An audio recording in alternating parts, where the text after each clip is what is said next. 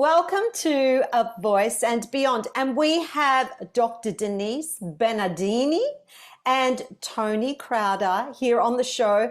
Together they are the Mindfulness of Singing. And we've never done this before. Yes, we've had 3 people on the show before, but not in 3 different locations. And this is going to be fun. Where are you both? So Denise, where are you? I'm in Virginia. I'm in the southwest corner of Virginia in the United States. Okay. And what about you, Toni? I'm in Arkansas at the moment. Okay. I've never had anyone on the show from Arkansas. I don't know where that is. No, That's one place I can go. I've never been there and I'm not sure where it is on the map. Well, it's not on the east or the west, kind of the middle down. If you can think of Texas or Oklahoma, kind of around in that Yeah. area. I have been to Texas, Dallas, Texas, and I've okay, also I've been to New Orleans. okay. Anywhere Arkansas is near? right above, and in that area. Okay. All right. Well, now I know where Arkansas is. I feel highly educated. So welcome to the show, ladies, and I'm going to introduce you both very briefly. There is so much to say about you both, but we're going to reveal a little bit at a time. So we're going Perfect. to make it like a mystery box here. Oh, So thank you for having us, Marissa. We're happy to be here. Yes, oh, we it's are. Thank you. such a pleasure. So Dr. Denise, you are a sought after clinician, teacher, presenter, and author. You have presented at many national and international voice conferences. So you're kind of like the geek here. And Toni Crowder, you are a voice teacher and clinician, and recently you've begun creating and performing original compositions as well as performing some light jazz. So between the pair of you, you have over 50 years of experience teaching private voice lessons at a university level and within your own private voice teachers. So perhaps, Denise, do you want to start off by telling us about your journey and how you've come to be a voice teacher and where you're at right now? Well, currently I'm at a small university in Virginia called Radford University. Before that, I was at a very large institution. I had tenure, and I just really kind of got bored and wanted a new challenge, and left there to come here to help them build a new kind of program. Um, how I came to teaching is kind of an interesting thing. So, I'm a preacher's kid and grew up singing gospel music, Mhm. Southern style church gospel music, and ended up doing some background work in Nashville. And I auditioned and went on the road and was singing with a gospel pop group. And after about 2 years, I was just really weary of living in a van and never knowing what Mm, city I'm in. It got really tiresome pretty quickly, 2 years. And when you're young, it's easier gig to do that. But it kind of took a toll on me. And so I thought that I would try to go back to school, but it was in the middle of the school year. And I started substitute teaching. I had some college hours at that point, so it was like, well, I can get some substitute teaching in. And I happened to teach in a choir class and went, oh, I like this. This is awesome. And so I decided to go back to school to learn to teach voice and choir. And of course, that took me down the classical road, and I really hadn't known anything about the classical road or the classical genre. It was never played in my home. I knew nothing about it. And in the States at that time, you weren't really given choices. This is how we do it. It's classical. It's always classical. But I enjoyed it, and I happened to have a really great teacher who was also a pedagogue and turned me on to the science of it. So mm. that's how I got my start, and I'll let you redirect if you want. Okay, let's segue now to Toni. Tell us Okay. about you. Well, my story is not quite that exciting, but I started out in music therapy and music education And then I went back to school and got my master's in vocal performance and in pedagogy. And that's how Denise and I met. I'll steal the thunder of that question you might ask later. But we met in grad school. And then from there, I taught and performed. And most of my career has been home studio. I have taught on the college level, but I just never felt called to that. I like doing my own thing. And so most of my teaching has been in home studio. Mm. Okay, so the two of you together, you're like the dynamic duo. I won't say Batman and Robin because I think it's more on an equal level here than Batman and Robin. Denise, you lean more towards science, and Toni, your interest is more in the spirituality. So I'd like you both to elaborate more on that in terms of what you've studied and your own areas of specialization. So maybe this time we'll start with you, Toni. Okay. Well, I would say that's a generalization and that's a pretty good one, but you become like the company you keep. And I'm sure some of my woo-woo world has probably, I hope, had a positive influence on Denise, as she would call it. And likewise that too, because we do share, even though we may lean that way, we share in both. So, but I've always had an interest in spirituality and self-help books and lean towards, that's what I read. I don't read novels. I'm just all about that. So I just got back recently from a spiritual retreat on super consciousness. In fact, on our book tour, I went to Yogaville, I went to Seven Oaks. I'm always seeking out ways to further expand my understanding of spirituality and express my own divine being. So, yeah. Does So that answer? what have you studied though? Because I know you have qualifications in a number of things, and it's really interesting that you have like formal training in these modalities. Do you want to share what they are? Sure. I'm a certified yoga voice teacher, and that's using yoga in the voice studio. I'm also a 200 hour certified yoga teacher, and I have taught both yoga voice in the studio and at a yoga studio teaching just plain, not plain, but vinyasa power flow. Uh, and what else? What about Mainly, the she has, neuro linguistic programming that you do? that's Denise. Oh, that's Denise. Sorry. That's Sorry. okay. Yeah, I'm getting confused here. There's just too many people here. No. No. So Toni, okay. Yep. And Denise. Yeah. Also Toni has spent lots and lots of time in Kriya yoga and chanting and using the voice in a meditative place and state. I'll speak for her in that, Thank which you. is also a deeply spiritual experience. And breath work. We both are big into breath work, which a lot of people would say puts you in a spiritual place and opens you up spiritually for sure. And Um, I have Go ahead. I have done training in that as well, but I just forget all the things. It's just every day, every day is a day to dig deeper. Sorry, go ahead, Denise. Yes. Yeah, no, I was trying to expand on Toni, not me, and the things that she's done outside of just yoga. Yep, I mean that Mm. shit's hard. So I'm not saying that. Oh, tell me about it. I don't do yoga. I had a guest the other day and we were talking about yoga, and I said, literally, I've done it twice and I found it so hard. And both times I've just sobbed like a baby. I've cried uncontrollably, and I've just gone, I'm out of here. I'm not paying someone to make me cry. Oh, that saddens me. We need to talk after this because Oh, it's I need therapy? No, no, no, no, no, no, no, no. no, but I think there's a, yeah, I think we'd both be curious as to what about it made you cry, Okay. because but we can talk about that later. All right, so Okay. um now I lost track. So so we're talking about You yoga. now. Yeah, so I have I counted the other day 50 hours in the mental health realm of towards a master's degree. I'm almost done.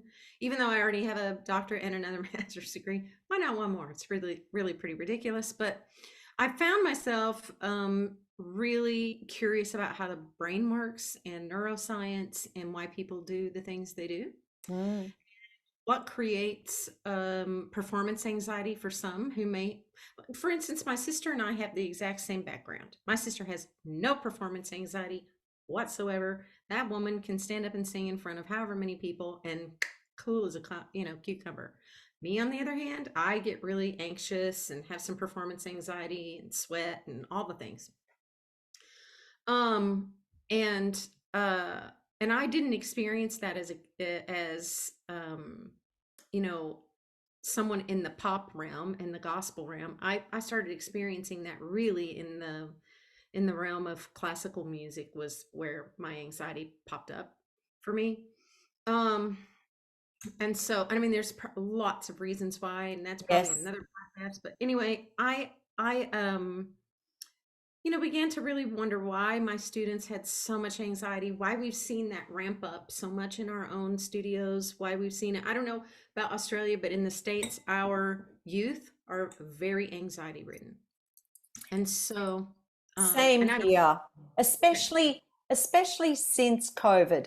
A lot of my students prior to COVID were okay and came back to in-person teaching, and they were highly anxious. Yes. There was some really sad stories post COVID after being isolated for so long and then coming back. I found a lot of my kids very different.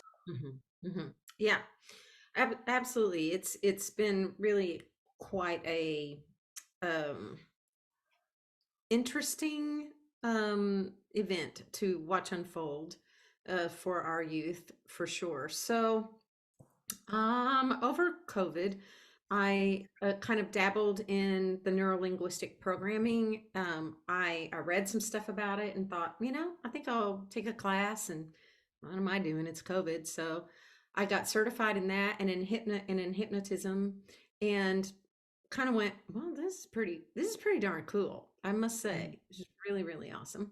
So I had thought, maybe I'd look at speech language pathology. I was kind of looking at other ways to branch out. And I teach for the speech language pathology people. I teach anatomy of the voice for them Mhm, mhm. for a master's program. I have all, master's students there in that. So I love the voice science stuff. I love, to analyze a voice, put it into Voce Vista, look at all the science is my thing. I dig it.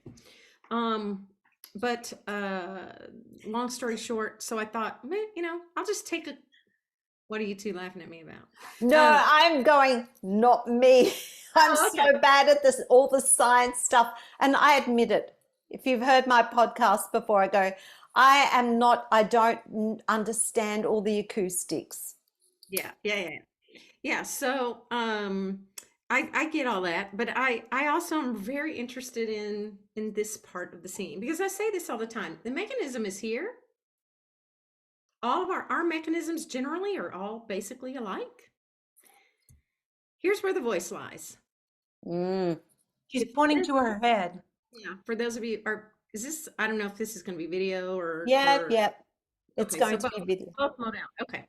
But it's in the head, it's in the brain, it's in that. But also you add to the fact that music is a language of the heart. And if the heart and the head are not in agreement or there's something going on there, whether it's anxiety, it doesn't mean you're broken. It doesn't mean that it can't be addressed. It just means that this is going to be affected. It just is. I don't believe that anyone who sings beautifully, perfectly, cannot have their voice affected if either the head's not right or the heart's not ready. I 100% agree. You're singing my song, girl. Because that's part of the issue that I have with some of our singing voice community at present is I feel like the singer is starting to become dehumanized, that there is so much emphasis on science that we forget that a spectrogram is not going to show what's going on up here. what's going on here. And with my students, I know as soon as they walk in the door by the way they carry themselves, the way they hold themselves, the sound of their voice, the tone of the voice, the language they're using. I know when there's something up. And and I know that before I do any work on the voice, I've got to calm that down. Find a way of calming it down. Generally for me, it's I put them on the floor, get them to close their eyes and just go into some deep breath work. Generally. Absolutely. Yeah. So I know that it's no point. I can do 1,000 exercises. I can pull out all the tools in my toolbox, but if they're not in that right frame of mind, they're not going to learn anything. Amen. We sing the same song. You're singing our song now. Yeah. No, I totally. I that is my teaching. That is my teaching philosophy. You have to work with the whole person. You can't just work with the larynx. Yes. And that's the essence of our book as well, really. Our book is not a vocal technique book. The world doesn't need another book about vocal technique. Sorry, but it doesn't. Yeah. And, when it comes to vocal technique, I think sometimes our singing voice community forgets what does pedagogy actually mean. We call it pedagogy in Australia. We don't call it pedagogy. Sorry. It's like we say arytenoids and you guys say arytenoids. Is that right? Yeah. No, you guys say arytenoids and we say arytenoids. I'm getting confused now. But what is pedagogy? What is it? Isn't it the philosophy behind teaching? Have we forgotten that? It's not about technique. It's about how we approach our teaching, the philosophy behind teaching. Yes, right. And I think some people would tell you you have to know some things about technique in order to have a philosophy of teaching, and I ascribe to that. Yes. But the science of it is not really pedagogy. That's vocology. That's a different field and a different certification and a different degree. And that's a degree that should be steeped in research and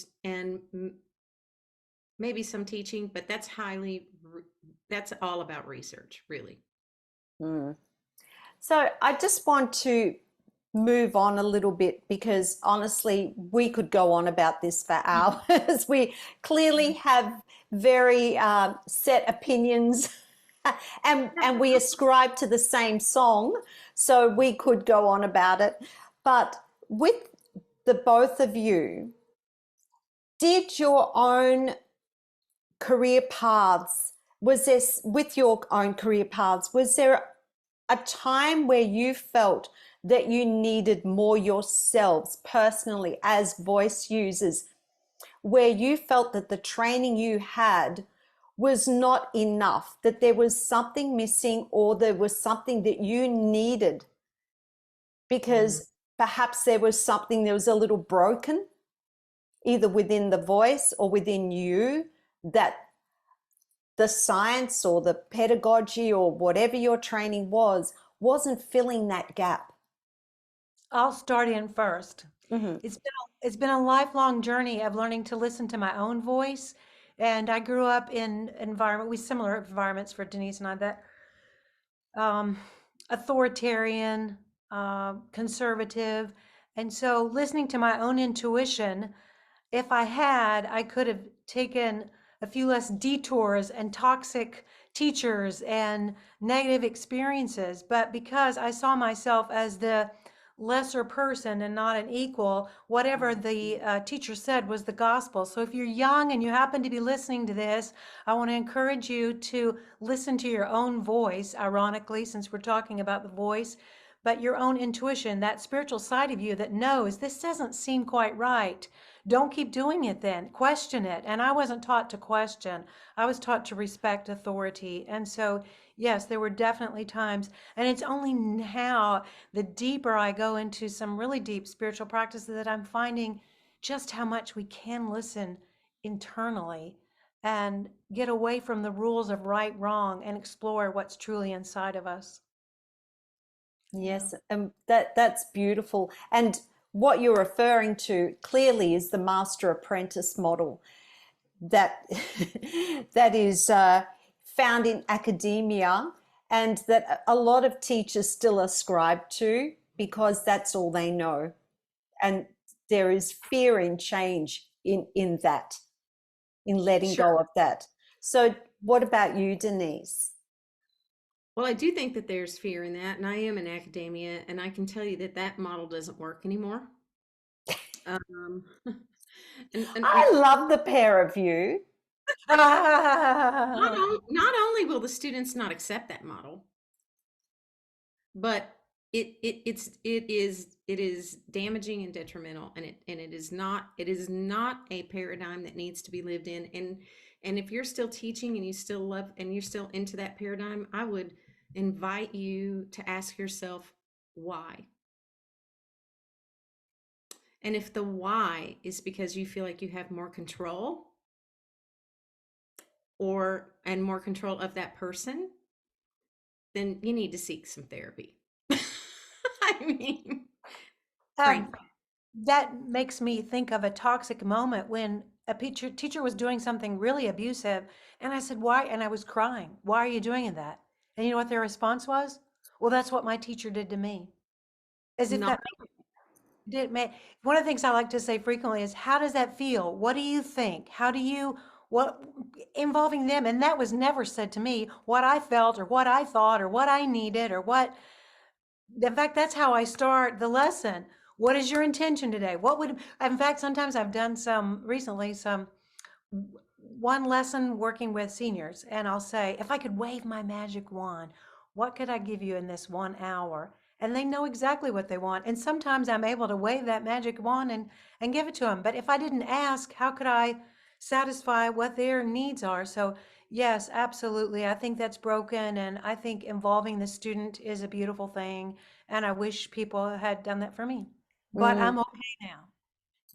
Thank goodness, because we have you here, and you're now waving the flag, and basically you are advocating for student-centered learning Yes. in, through this work as well. So did there come a point then you started learning these modalities for your own reasons and for your own curiosity, and then did you think, oh, I might try this on a student? Is that how you ended up doing this work within your own studios? absolutely. One of the things that I led this year was a group in performance anxiety, and we looked at cognitive behavior therapy. You know, and to put that in a nutshell, it's basically dealing with magical or stinking thinking, right? Oh my God, if I don't, if this lesson doesn't go well, it's the end of my career. My teacher's going to hate me. Or if I forget a word, everyone is going to remember it for the rest of their lives. No, honey, they're thinking about what they're going to buy at the grocery store. You, you helping them see that these inflated thoughts are not helpful, helping them say them, because in cognitive behavior therapy, one of the things we know is that if you name it, you can tame it.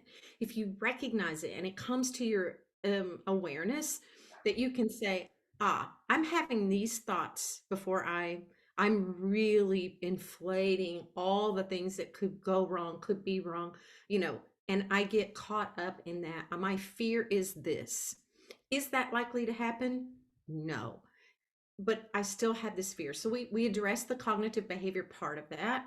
We also did some mindfulness, some tools. I gave them tools to Breath work is one of those things. Grounding yourself is one of those things.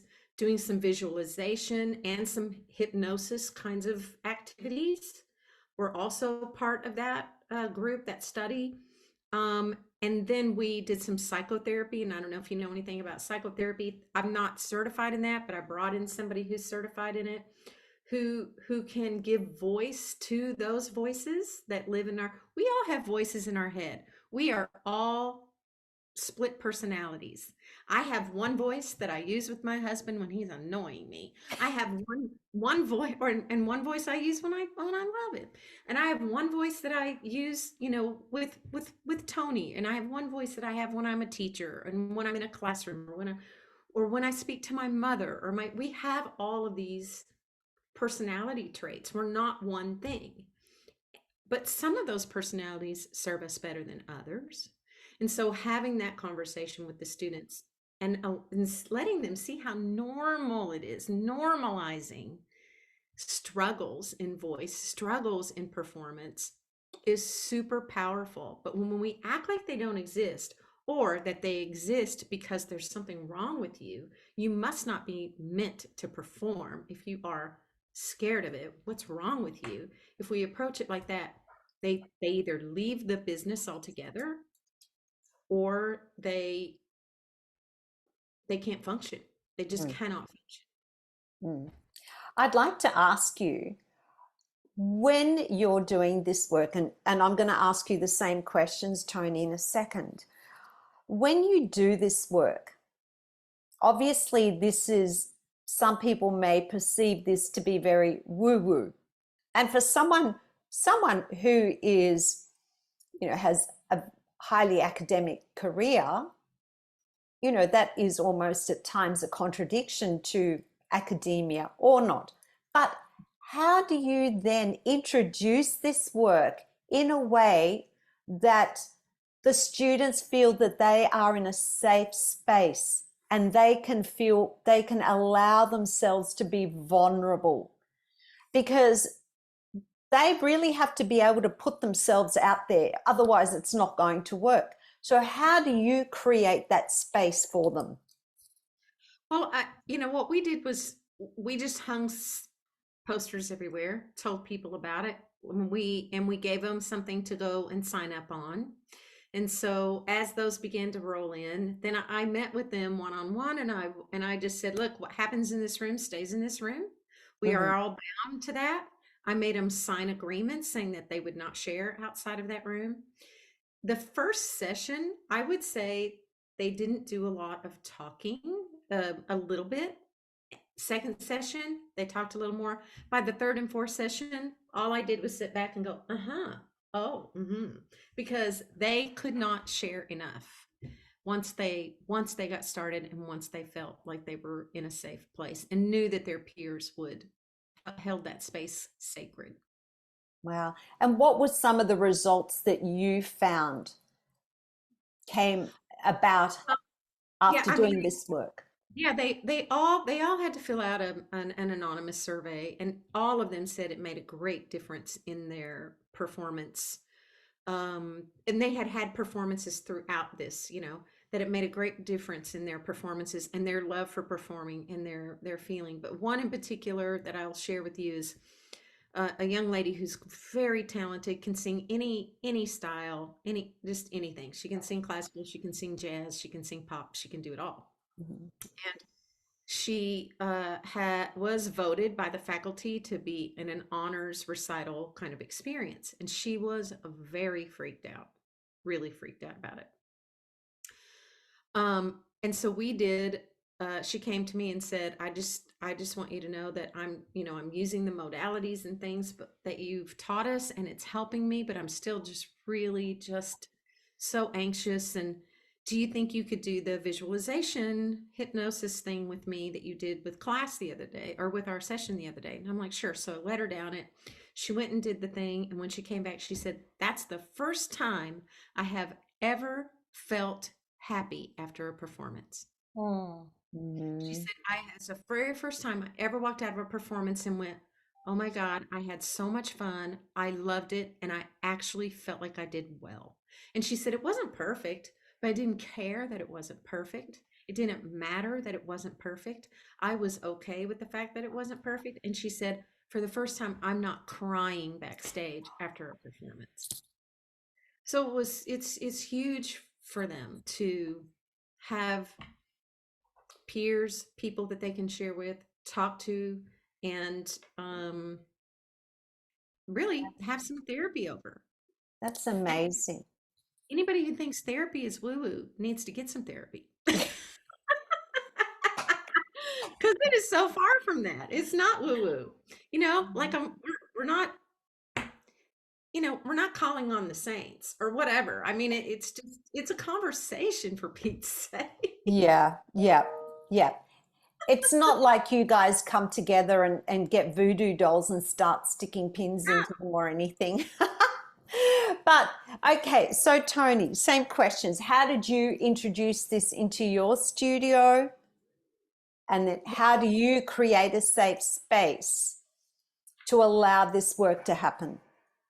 I think what you just said is the key, creating a safe space. I don't have a class or workshop like Denise has in this, kind of thing that was talking about. But I think by the very way that you teach, when you say, well, that was wrong and you can't do that, doesn't open the door for any kind of exploration and a safe space. So, and my personality swings more to being nurturing anyway. And so that's not something I've had to work on. If anything, I have to work on the other side of that, of not being too much of a hand holder type teacher. So my kids have always felt it's a safe place just Mm. because that's who I am. Um, Yeah, so how do you do the work in terms of yoga voice and using some of your modalities within the voice studio? Is that basically on a per needs basis with the student? It really kind of depends on whether or not they embrace yoga. And I've found the people who love it. And they want, give me that pose again. Wow, I heard what happened to my voice. I heard what happened to my mind. It's just a simple example. Maybe someone has a monkey brain and I can see they just can't get present with me. I'll have them stand in tree pose because when you're in a balancing posture, it's hard to keep the chatter going. You've got to get focused. So that's a real simple, but it's much more involved in that. It's looking at the chakras and looking at, oh, they're not grounded. And so they're having some rhythm problems on what can we do? And I really haven't had anybody resistant to it because Mm, they've seen the benefits. Now, if I can see from their physical form that um, doing too much is not going to be, their balance is not good to just stand there, then I'm not going to invite them to do something that they're not going to succeed at. yes. So what I'm hearing here is that based on what their needs are, is so yoga for singers is like putting them maybe into a particular pose and then having them sing. Yes, And it's yes, based on releasing whatever it is that they're needing to release. So, releasing breath, releasing tension in a particular part of the body. yes. I love that you talked about the chakras because, to be honest, like I'm on this big balancing chakras thing at the moment. So, every morning I do meditation for my chakras, balancing and tuning my chakras because I feel like I need to become realigned in a and it really helps. And so I'm just as woo-woo and as crazy as you two. Thank you. Thank you. I tell you, I have Toni come over where I teach at least once a year, if not more, if it allows. And when she works with my students, they get so much science and stuff from me. But when she works with my students and she has them do a pose, I mean, it really, for the most part, they love it. They're like, oh my gosh. In fact, one girl goes, okay, I don't know what the two of you are up to, but the two of you are like voodoo. Did you just do voodoo on me? And they're like, you two, what? You two are a couple of witches. And That's funny. they love it and they respond really, really well to that. I think this, students that are this generation, they've been exposed to more yoga and more modalities like that. Yes. So they're a little more open Mm. to that. But back to one thing you said that I want to address, and that was, talking about the student versus how did you put it? The student The and the master the apprentice. and the apprentice. Yes. And of course I grew up in that. And when I was a young teacher, and even into my middle age, I would say that I was that type of teacher. Like, that is how I taught. It's all I knew, right? It's what I knew. That was my own experience. But like Toni, I read a lot of self-help books. I've had a lot of therapy myself. And as our students grew in anxiety, and I began to see that maybe I needed to change the way that I taught, and that I needed to rethink things about my own self and why that is, I changed my mind on that. And I think teachers, you can change your mind. We get Mm. so caught up, well, if I change my mind in this, what does that mean, that I've been wrong all these years? No, we're evolving. You have to evolve. We must Yes. evolve. You cannot stay, you can, but I would invite you not to stay stuck. Mm. Evolve as a teacher, evolve with our students, because they're evolving. This generation, they are, say what you want about them, like whatever, but they are more accepting, more open, uh, take everybody, as they are. There's no wrong or right thing. If somebody wants to be transgender, or if they want to be, not to open the door of all that, but if somebody wants to sleep with boys and girls, whatever, they don't care. They are like, it's none of my business. And I just want people to be happy. Like, there are such a great group of folks, right? There's such a great group of students, and they're better than we are. They're so much better than we are when it comes to like social things. They are accepting, all of those things that we've struggled with, those of us in this generation, we've struggled with, right? We weren't taught to be accepting. And so I learn from them. And I also learned that it's okay to change, to meet the students, to meet them where they are. If you can't do that, God, why are you teaching? Yes. Essentially, it's not about us. Exactly. It's about them. And even, like I'll be teaching a student and they'll sing through a song and they look at me for approval. Mhm. And Mm-mm. I say, don't ask me what I think. I want to know what you think. Tell Yeah. me what was the best thing you just did in that song. What did you think you did really well? And then Mhm. tell me what you felt challenged by in that song. Mhm. Let's start with what you think. Mhm. And I went through the greatest transition in my teaching in the last 12 months. I must admit, having this podcast has really opened my mind to the fact that there are many ways to get to the same result. And Yeah. anyone that says this is how you do it, you shouldn't be teaching. Well, not only that, but if that's the case, if you're in a room with a teacher who says, if I can do it, you can do it. It's done like this and only like this. Why don't you sound like? Mm, Run. exactly, exactly. But the more work I think that we do on ourselves as individuals, the better teachers we become. When we become students of life, we can then become really good teachers. And last year I lost my mum. It's almost a year. And I went back into teaching pretty much 10 days after she passed away because I had so much time off while she was unwell.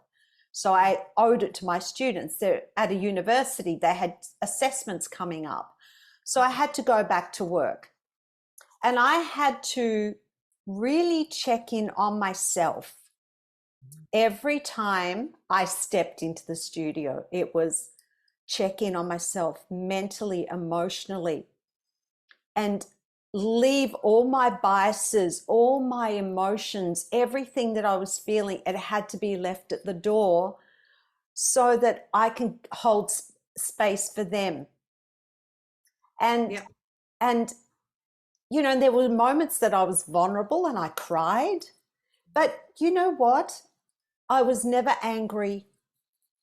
I was so open. I had such an open heart for these kids that I learnt the power of checking in and how we have to look at ourselves first, be kind to ourselves, look at our own limitations, like what are our limiting beliefs, and how do they come through in our teaching? Because if we have limiting beliefs, then we're going to be putting limitations on our students, and we should never do that. We should allow them to think that there are no limitations on their voices. Let's try it. Let's just give this a go. Let's just explore. Let's just be playful. Let's just see what happens, and who cares if it doesn't work? Right. And who cares if it's not perfect? I don't want to hear a perfect voice, to be honest, because then it's inauthentic. No one's perfect. Right. You know, I love that. I love that checking in with yourself and checking in before you step into the studio. And I would say that that's a really great practice to even have for students to do as well.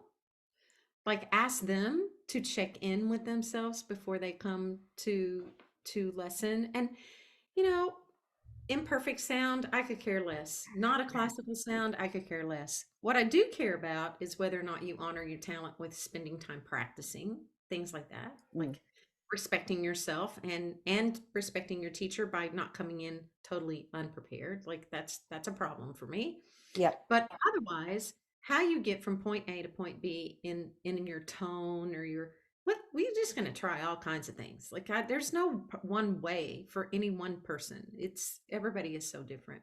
I can tell that Toni really wants to say something. Yes. I've had so many things I wanted to say.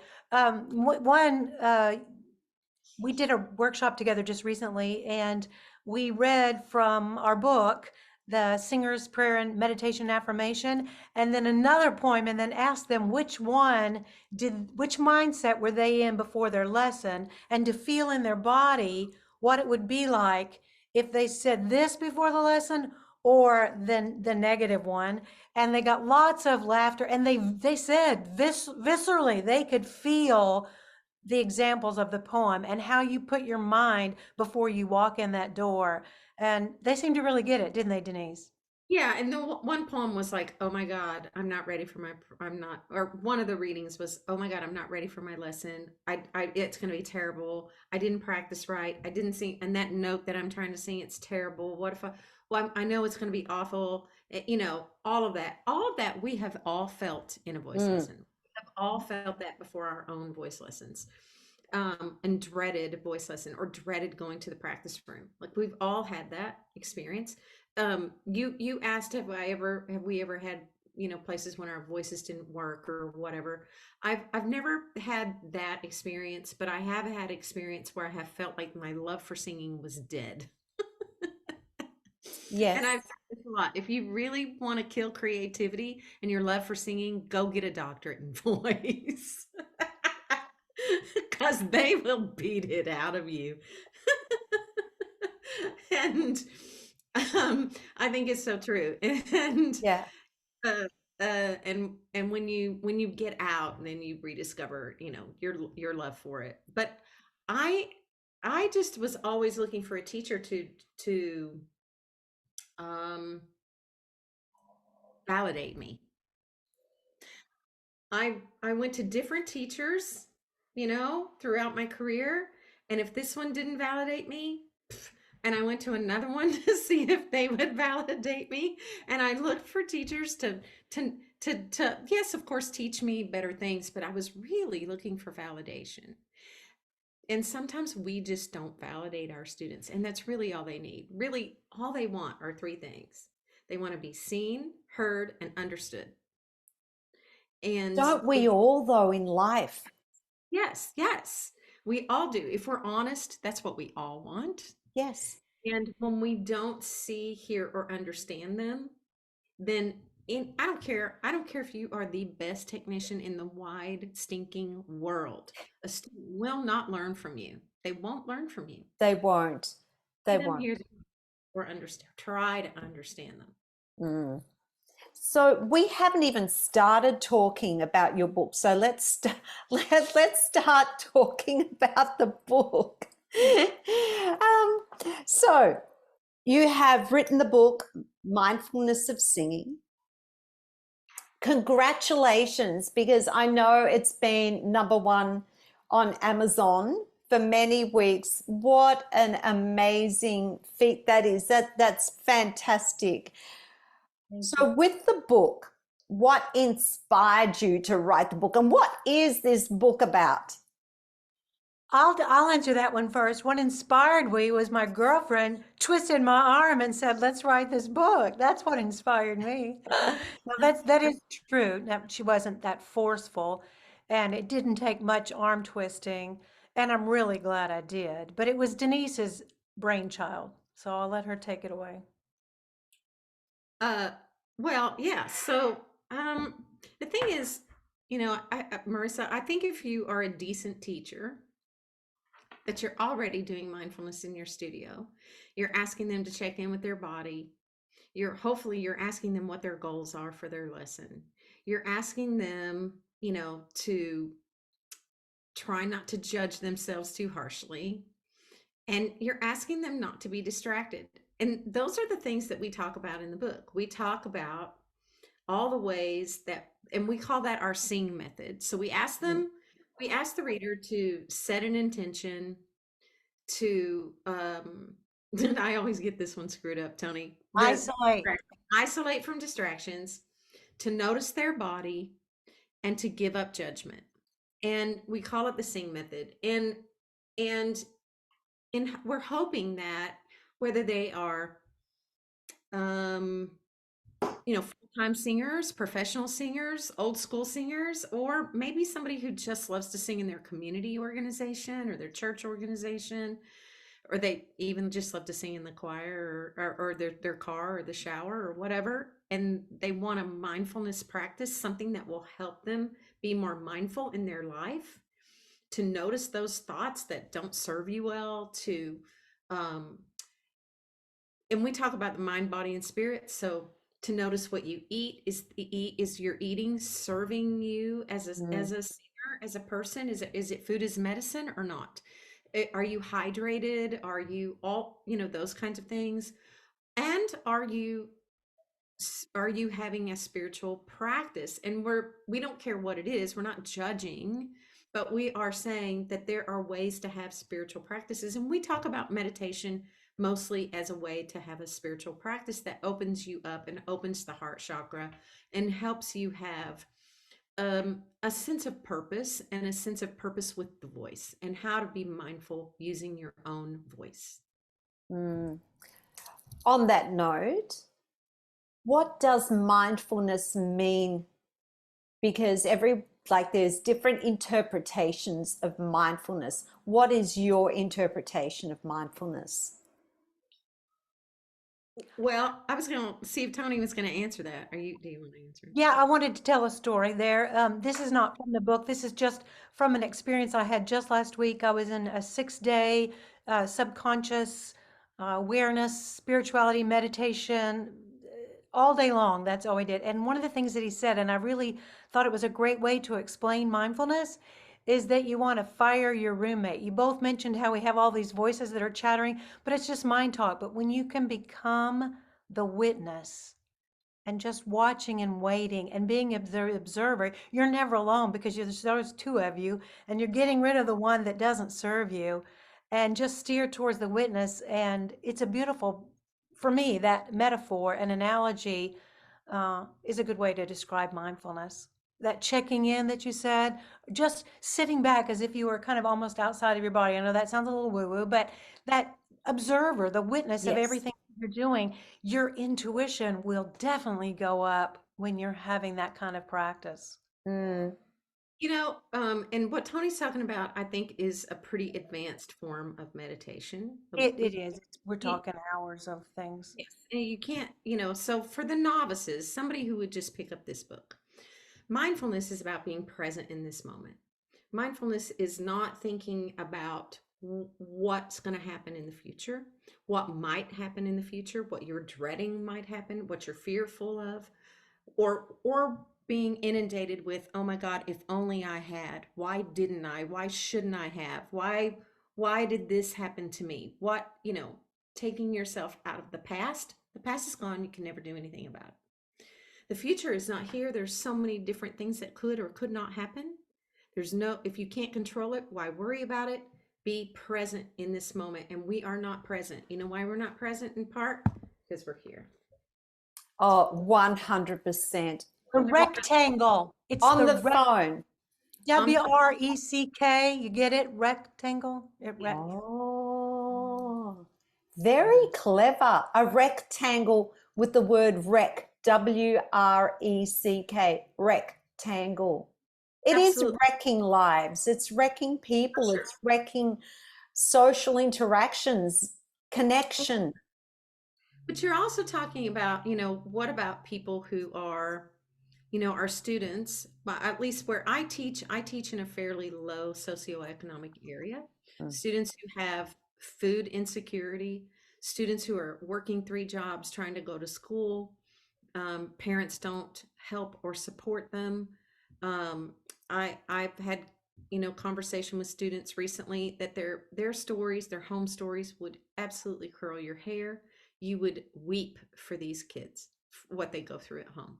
So my point is this: how do you talk about mindfulness with a kid that's in that state, that is struggling to just get through the stinking day, right?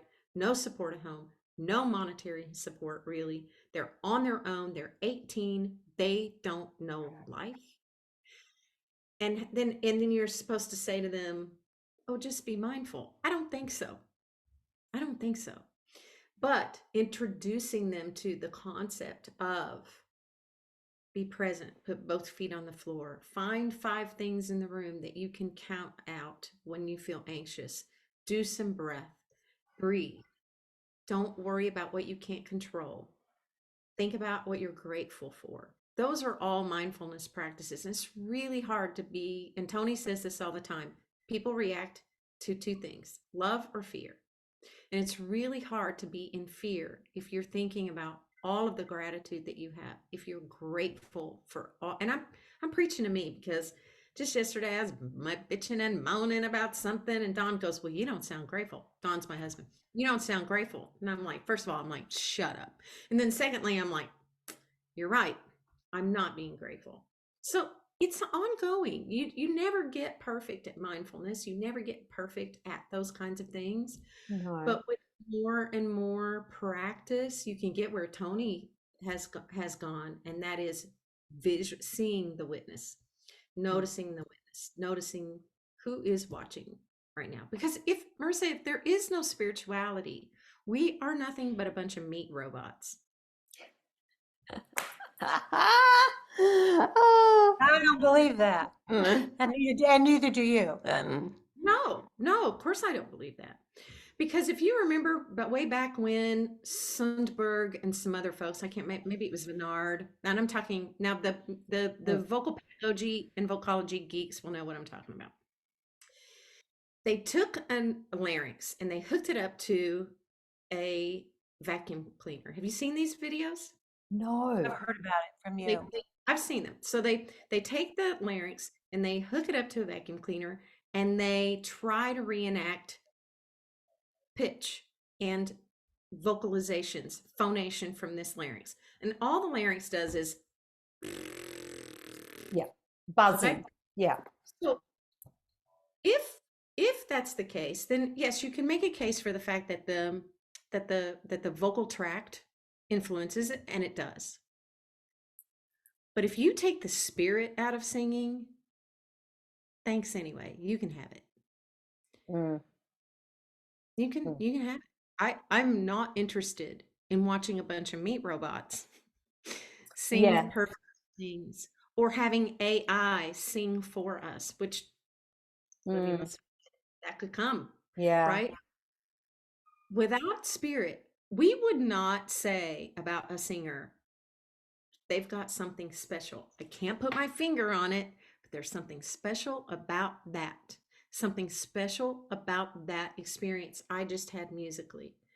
If we were just a bunch of meat robots, we would never, ever, ever have that sensation or have that feeling or that thought.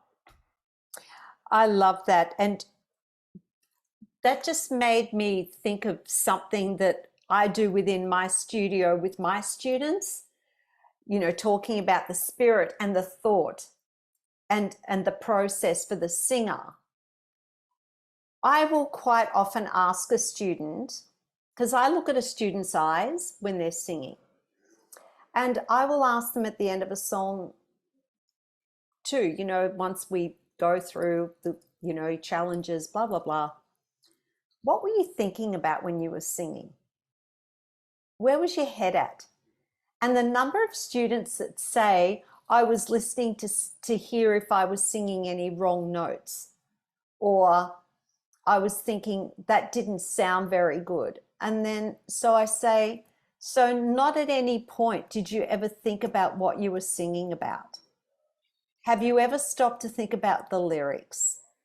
And have you ever thought maybe, who am I singing this song to? What is the intention behind? What is my story when I sing this song? And I think part of that moment when you hear a performance that is, you just go, wow. I think it's because we get to see the honesty in performance. We see the heart and the soul and what you're calling the spirit in the singer. And that's what I believe it is. Absolutely. Toni, you were wanting to say something. I could see you. Yeah, you said something that reminded me. Recently, I had a performance and I sang a lot of my music, and someone said to me, that someone that I really respect, who's very deep spiritual, and she said, I loved it because we didn't hear your voice, we saw your soul. Mhm. Yes, yes. And isn't that what we want to see in performance? And I mean, I know that we have to work on technique and we have to make the voice healthy and sustainable and all that, and have the singer do the best they can vocally. But at the end of the day, if you don't have the heart and the soul in the singing, where they're sharing a part of them, part that they feel safe enough to share and they feel good about sharing it, then no one's going to want to really listen to that. And No. yeah, but anyway, we're going on so many tangents here. So Sorry. I Sorry. want to know, we're going back to the book because we're here for the book. People, you all have to go and buy the book. I know we're talking about lots of other stuff, a lot of philosophical stuff, but the book is a philosophical book, I feel. Who did you write the book for?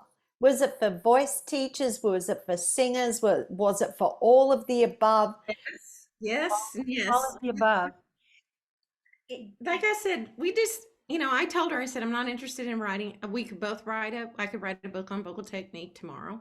I didn't want to do that. It's already been done and it's been done quite well by other people. We don't need another book on vocal technique. But I just feel like the whole singer is just really not addressed very often.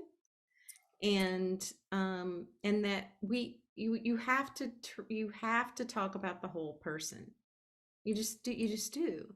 Your body is your instrument. You cannot treat it as if it exists here, and no other place. And I'm holding, for those of you who are listening, I'm holding my finger right below my trachea and right under my nose. This is not where the voice exists. This is where phonation exists.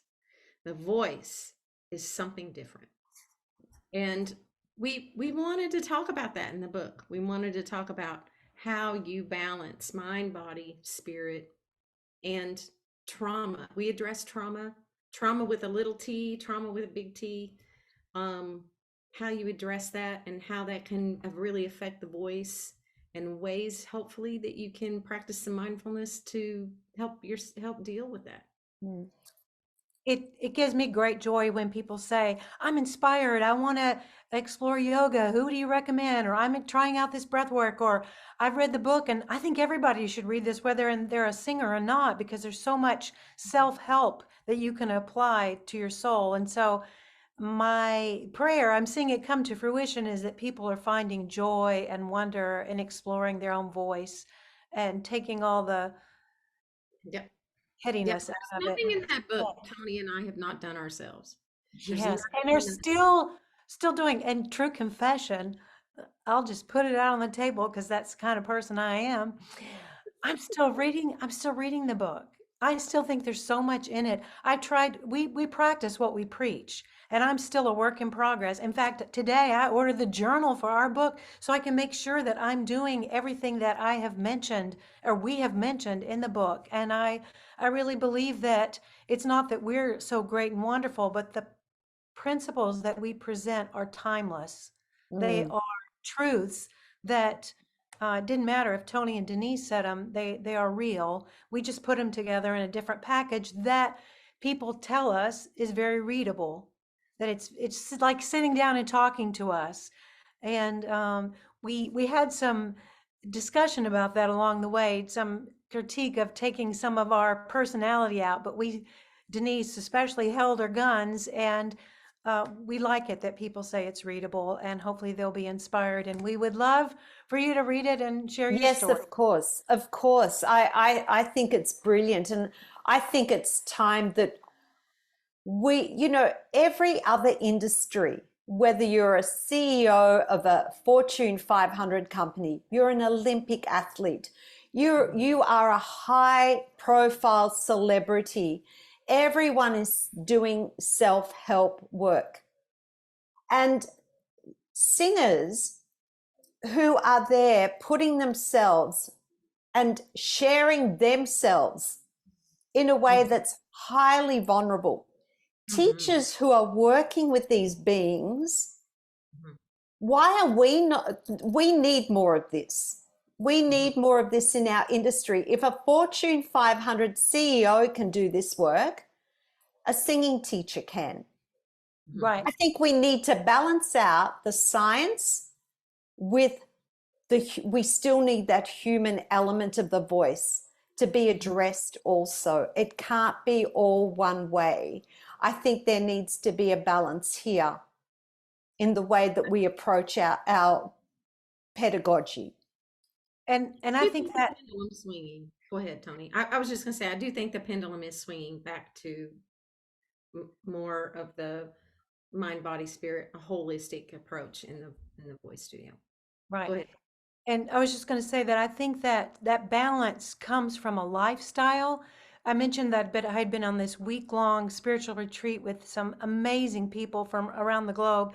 And I was at a mealtime, and they knew about the book because it was kind of providential that I got there because of the book tour. But anyway, someone said to me, or several questions that came out, so if you're getting ready to have a performance, how many days before do you cut back on milk? And how do you, how many days before you, and I said, no, it's a lifestyle. It's not like that.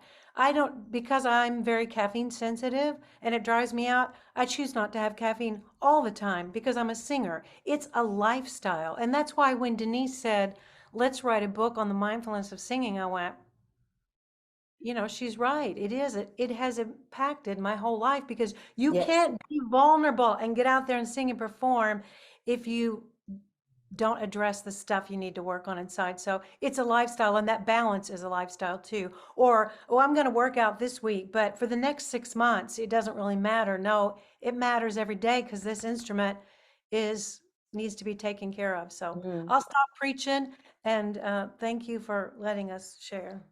What about, oh, no, I think we're all sharing. I think the three of us are actually all sharing. And as I said earlier, we're all singing the same song, and I love it. I love being in a room with like-minded people. Do you believe that the voice is healing, that the voice itself has healing qualities? Yes, but I think we're taught that uh,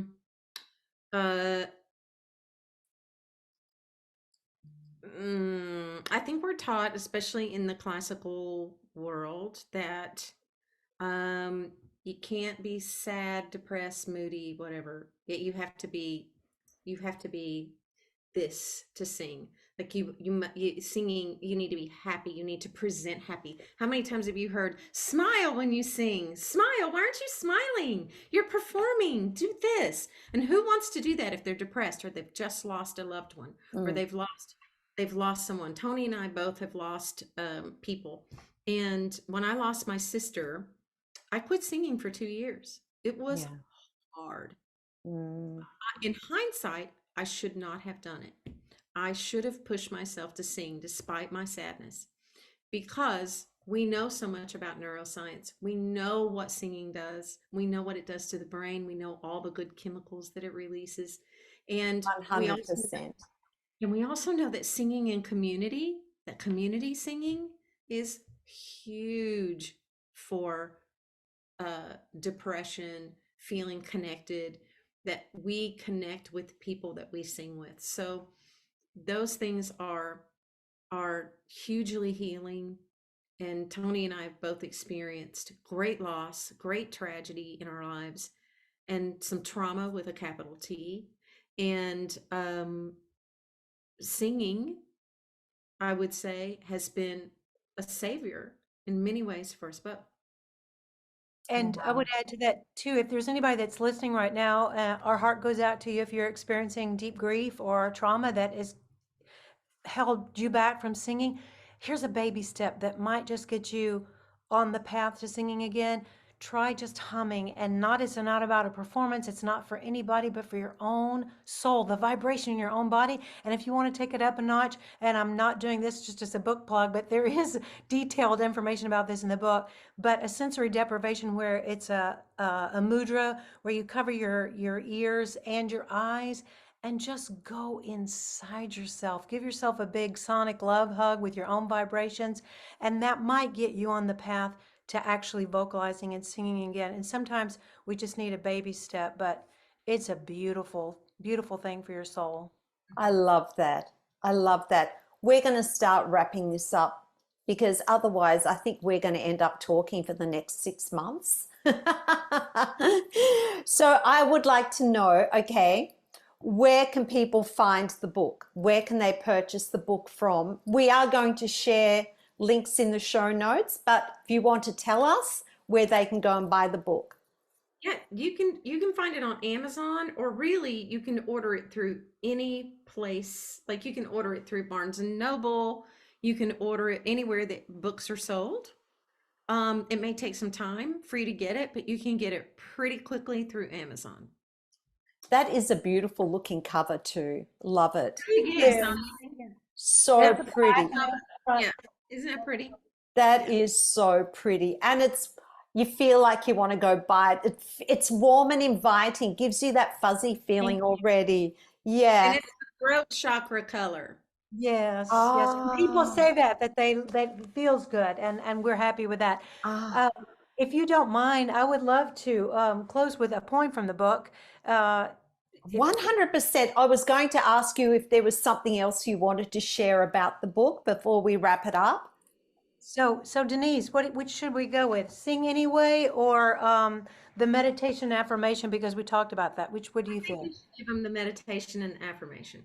Okay, I was kind of, sometimes I've done singing away, but this time I was feeling, Yeah. and you know what? I'm not going to do it in Italian. I'm going to do it in English. I can do it in Italian. Of course you can. Um, I actually wrote it in both languages because Italian is the language that speaks to my soul. But here we go.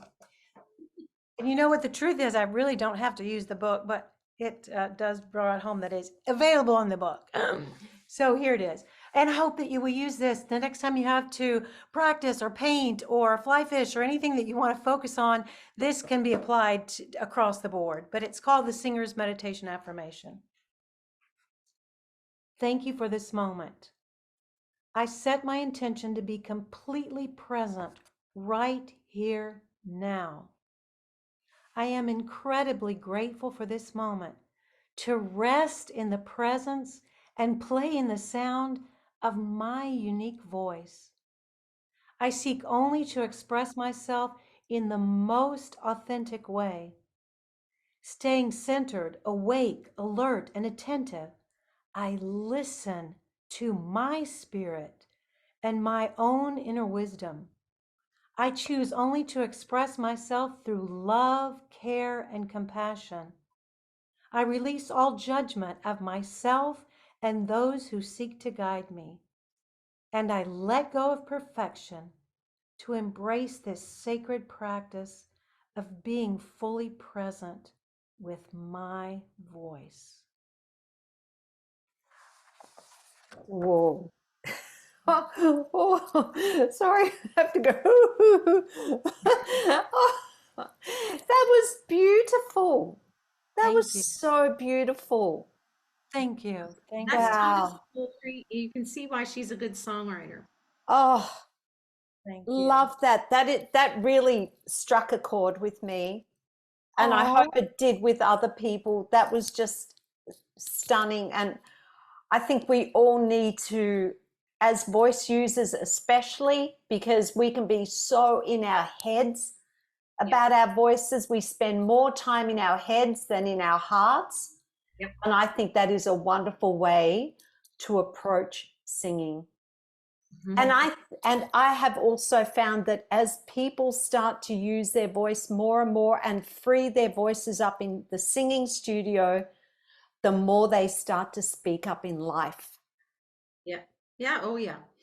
I'll just put one more plug in that on our YouTube channel, there is Toni playing music. She wrote music to that and she is playing it and singing it. There's one in Italian, there's one in English, and she's playing and singing it, and it has a beautiful meditative music video with it. So if you want to hear that again and you want to see it in action and experience that in a meditative sort of setting, you can find it on YouTube. Well, we'll be sure then to add that to the links. So please remember to send that to me so we have that in the links also. Now, Toni, I know you're moving to Italy.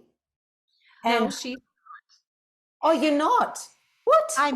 I'm going, not moving. This first trip is just to go. I don't know. Spirit hasn't told me yet what my next path is. So I'm The just going spirit for has told me, and she's gonna come back, and she's gonna get busy with Uh, it. uh, uh. The spirit is saying that um, we need another, like a sequel to your book. That's There what you my go. spirit's telling me. There's a voice going, these girls need to write another book. We need people to Anyway, listen first. look, thank you so much for your time. It Thank was you. just a joy hanging out with you guys. I literally felt like, sorry, I'm going to just pause for a second. I have some phlegm. You're good. Go for it. We should hang out, and we should hang out. We Sorry? are available to do a workshop. We We should do a come to you workshop. and do workshop with your kids. Okay. Okay. All right. Well, I'll have to okay that because I'm really only teaching at a university at the moment. So I just would have to okay that with the university. Of But course. maybe this is something that we could do an online thing Yeah, that would be awesome. That'd be great. here in Australia Yeah. or Cool. or the whole world. There you go. There you go. Mm. Okay, so back into it. All right. So thank you both so much. It has been an absolute joy. Honestly, I've just loved spending time with you. It didn't feel like an interview. It felt like the three of us, good old mates, hanging out, having a good chat, and really getting into the meat of stuff, which is awesome. I wish you all the very best with everything that you do in the future. And I look forward to catching up with you again because I feel that we will. My Thank you. spirit's telling me that. Me Yes. too. Me too. Okay. Thank you. Take All right, care. awesome. Thank you. Bye bye. Ciao. Bye.